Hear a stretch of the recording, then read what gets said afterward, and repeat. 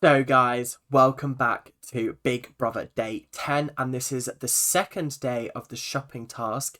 And today we opened up with a laughter challenge, which they spent 5 minutes laughing straight. That was literally the challenge, was just to laugh for 5 minutes. I do wonder who comes up with these challenges, because some of them, like the tent challenge, really well thought out. Some of them, like making them laugh for 5 minutes, not so well thought out. But I did think that it was quite funny seeing Chanel and Jordan really try to laugh but just fail miserably, and they got called out for it by Big Brother, and they tried, but as we'll see later, didn't quite work out. I also appreciated that the start of this episode was a kind of reformation. It was a time for redemption and admittance of guilt and things like that. Hallie came forward and apologised for the way that she'd acted the previous day, said that she was out of line, and I did appreciate that. I wonder whether she was told to say that by certain members of the household, potentially Kerry, but it did come across as genuine, and I do think that maybe she's just, because she's a lot younger, she feels her emotions more um virulently. Is that a word? I don't know, but she feels them more stronger because she's younger, so she can't process her emotions as well as some other people can. Maybe not Kerry. Kerry's a bad example. I'm like that. I'm only 3 years older than Hallie, and I definitely do feel like I would have handled the situation in a very similar way, because I like to kick off sometimes when it's necessary, of course. The second one was Noki and Chanel talking about their little dispute. Basically, they explained how they felt and then reconciled. It wasn't anything huge or anything, but it was a nice moment that sort of quashed a little bit of beef from the previous episode. One of the more interesting chats of the episode was Jenkins sitting down with, I think it was Chanel, and he was basically talking to her about how he feels that Hallie is playing to the cameras. And that's what I find the most saddest thing is I feel like a lot of it is her show, and I find it hard to have a conversation with her because she's constantly staring at the camera. And how he feels like he can't have a genuine connection or conversation with her because it feels like she's performing. And we definitely do see this a lot from Hallie, where she will look into a camera and pull a face, or she'll sort of talk directly to the camera when technically they're not supposed to know they're there. And it just feels really weird and disjointed that, like, she's breaking the fourth wall almost. It happened in the previous episode when she had her rant, and it made me feel a bit uncomfortable, because I was like, we're meant to be watching you. You're not meant to be talking to us unless you're in the diary room. And I think the fact that the housemates are now picking up on that is potentially dangerous, because it could land her in a precarious situation come nominations. If people think that she's not being true to who she is, she could very easily go home. So the shopping task finished this episode. They managed to get 2 out of 4 passes, which wasn't enough to get them the luxury shopping budget. So they were stuck with the shopping budget.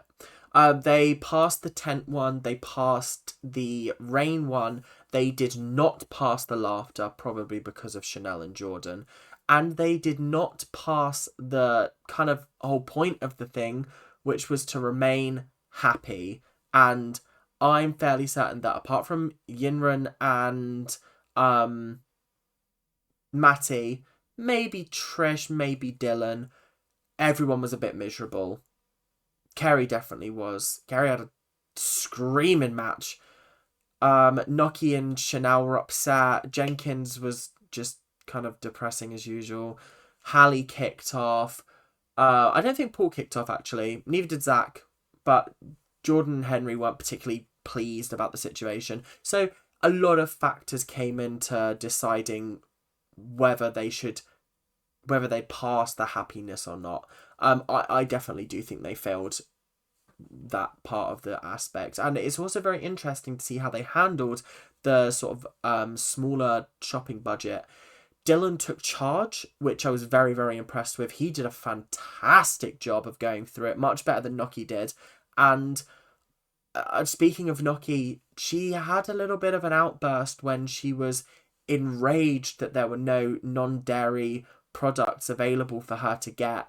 And she stormed off before they'd even had a chance to look, and ranted and raved in the diary room about it. And I'm really struggling with Noki after the last couple of episodes. Last episode, she had that weird thing with Chanel, and it was just a bit like, oh, that was an uncomfortable moment. And then there was this, where she didn't even stick around to find out whether there were vegan options. She just stormed in and went, you need to do this, you need to do that, you need to do this. Then walked out and felt like an absolute mug because she hadn't waited and she wasn't patient enough to sit through.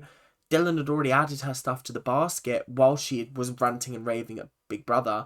And I just thought that was such a perfect sort of moment of you kind of, it was karma, it was divine intervention. I thought that there was actually non-dairy stuff on there, they just hadn't got to it yet, and Noki kicked off prematurely. So the biggest sort of controversy of this episode was surrounding Zach. Now, Zach's been a person that hasn't really been on my radar that much. He kind of plays both sides of the fence, which a lot of people accused him of in this episode. Doesn't really have strong opinions on anyone. I don't really see any strong connections in there. And what we've seen of him isn't very interesting, so I just don't really care for him. However, we got to see a lot more of him in this episode, and I did not like what I saw. So, first of all, Jenkin came in to talk to Chanel and Tom. That they're a little trio now, whereas like we've got the little foursome, which is Yinran, Trish, Jordan, Henry. We've got a little trio, which is those three. And I think it's definitely good to have groups forming inside the house, because I think it brews up a lot of sort of drama. But also, because they're not allowed to talk about nominations, it doesn't really impact gameplay at all. So, I don't know. It's a bit, I could take it or I could leave it. Anyway, so Jenkin came in and he was like, oh, Kerry's been saying that Zach's untrustworthy, or he plays both sides of the fence, etc, etc, etc. And they kind of agreed with him. And then what happened was we saw Zach with Olivia, Trish and Dylan in the kitchen, and they were having a backwards and forwards, and then Zach made a joke in poor taste and it didn't go across very well, and what he said was basically, I ain't taking shit from two women, or something along those lines. And it just felt very derogatory and very sexist, and they called it out immediately, and I'm glad they did, because he was trying to play it off as a joke. But Zach very much strikes me as the kind of person that is the sort of person that throws a joke out to the room that is not particularly okay, and then gauges the room's reaction, and if it's poor, he'll go, but it was a joke, it was a joke, it was a joke. And I think that's exactly what he did here, which sucks, because I know people like that, and sometimes they don't mean to say things like that, but they do. And it was just disappointing, because I was like, I don't have that connection to you to know whether you're joking or not. For all I know, you could be completely serious, and then because you've got a poor reaction, you're saying it's a joke, and that's not okay with me. Like, that's not okay.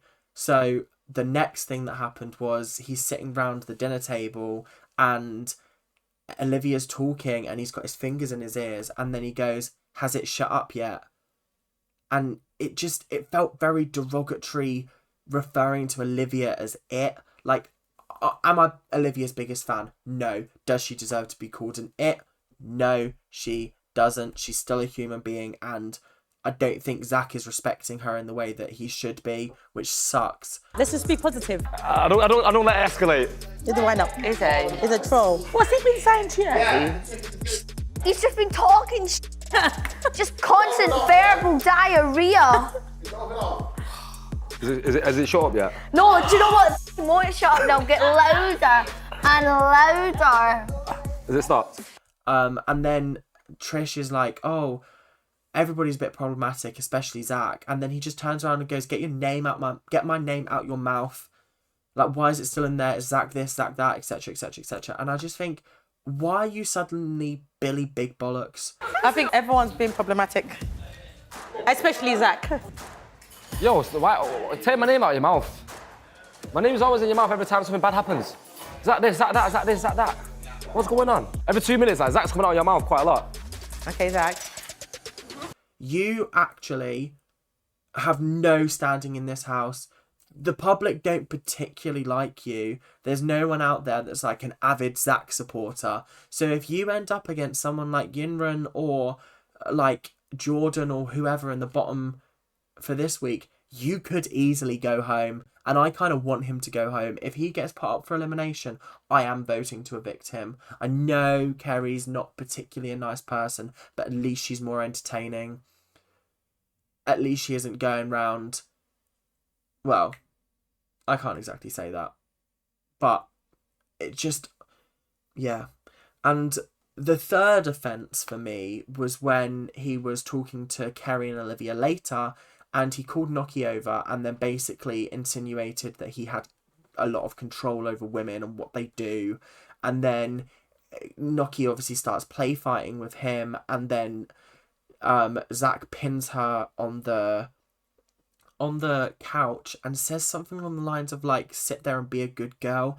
And it made my skin crawl, because I was like, this is not okay. Like, this is not okay, and I'm not happy with him at the moment. I think someone needs, like, they did call out that behaviour, but in a kind of jokey manner again, because obviously he's joking, and I'm tired of it. Do you know what I mean? It's not okay, and I don't know. Maybe I'm overreacting. Maybe I'm just seeing the bad when I should be seeing the other side, but I don't know. Someone that just keeps claiming their jokes, they're not really funny. Who's laughing? Well, I mean, Kerry and Olivia were at times, but gotta laugh through the pain, right? As always, we have a list of iconic quotes and moments from this episode, and I'll just start with all of Jordan's because there were a lot of them. The first one I noticed was him playing Never Have I Ever with everyone, and he was just taking sip after sip after sip. They asked, has anyone had a threesome or a foursome? Has anyone slept with more than 2 people in 24 hours? I was thinking, Jordan, you naughty devil. What? I would not have expected that from you. Naughty, naughty, naughty. The next one was when he kept referring to Henry as his husband and talking about sort of their children, Tarquin and Harlequin. Our son's called Tarquin. Yes. Harlequin. Tarquin. Our daughter Harlequin, we had to send her away. Why was she bad? Bit of a rebel. She's a bad You girl. sent it to all like a army camp for girls sort of thing. Yes. Whereas Tarquin is at Eton. Yeah.